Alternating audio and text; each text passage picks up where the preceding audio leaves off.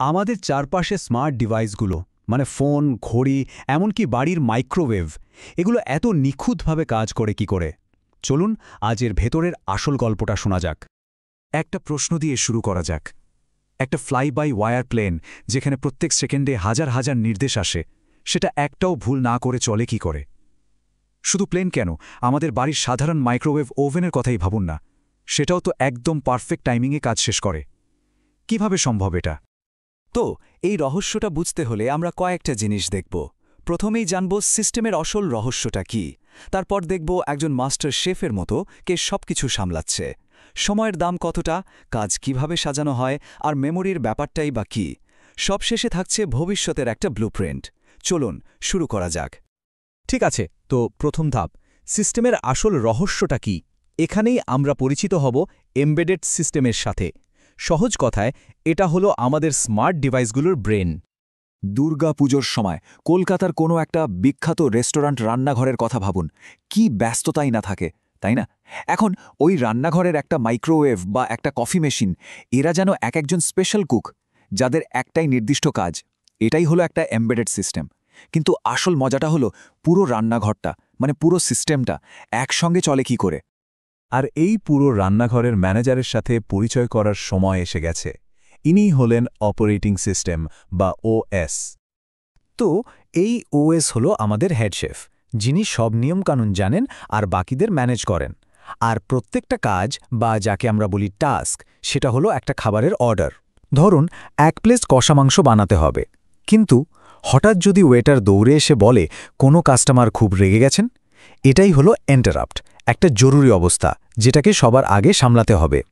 এখানেই প্রশ্নটা আসে, ওয়েটারের ওই অভিযোগটা শোনা হেড শেফের জন্য তখন সবচেয়ে বেশি জরুরি কেন? কারণ কিছু কাজ সবসময় অন্য কাজের থেকে বেশি গুরুত্বপূর্ণ হয়, আর এই প্রায়োরিটির ধারণাটাই কিন্তু পুরো সিস্টেমটাকে ঠিকভাবে চালায়। এখন ব্যাপারটা আরও একটু জটিল করা যাক। ভাবুন তো, রান্নাঘরে শুধু ভালো খাবার বানালেই চলবে না, প্রত্যেকটা ডিশ একদম কাটায় কাটায় সময় পাঠাতে হবে, 1 মিনিটও দেরি করা চলবে না। যখনই এরকম করা টাইমিং চলে আসে, তখনই আসরে নামে রিয়েল টাইম অপারেটিং সিস্টেম বা সংক্ষেপে আরটিওএস। সাধারণ ওএস আর আরটিওএস এর মধ্যে তফাৎটা ঠিক যেন বাড়ির রান্নাঘর আর একটা মিশেলিন স্টার রেস্তোরাঁর রান্নাঘরের মতো। বাড়ির রান্নাঘরে খাবারটা ভালো হলেই হলো, সময় একটু এদিক ওদিক হতেই পারে। কিন্তু মিশেলিন স্টার রেস্তোরাঁয় না, ওখানে খাবারটা পারফেক্টও হতে হবে, আবার একদম ঠিক সময় টেবিলও পৌঁছতে হবে। দেরি হয়েছে মানে ডিশ ফেল। তো আসল মজাটা এখন শুরু।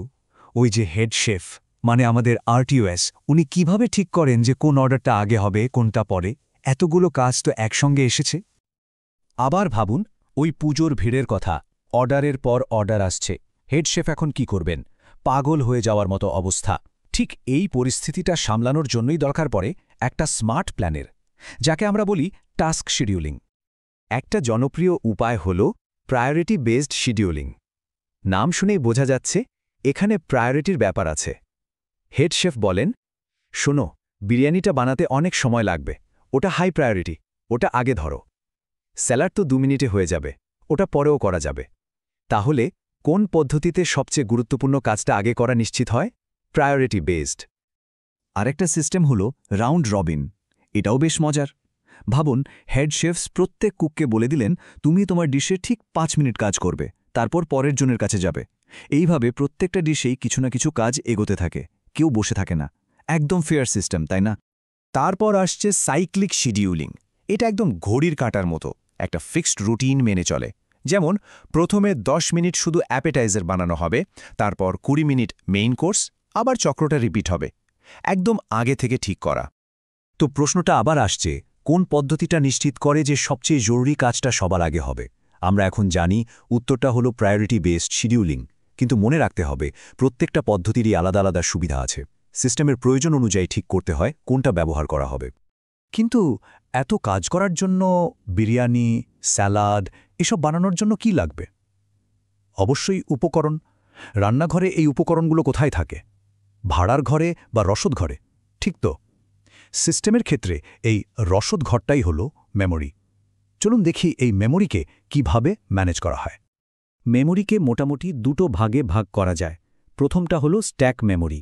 ভাবুন, এটা হলো কুকের সামনের ছোট্ট টেবিলটা। যে ডিশটা এখন বানাচ্ছে শুধু তার উপকরণগুলোই ওখানে রাখা আছে। কাজ শেষ, টেবিল পরিষ্কার। খুব ফাস্ট কিন্তু টেম্পোরারি। আর অন্যদিকে আছে হিপ মেমোরি।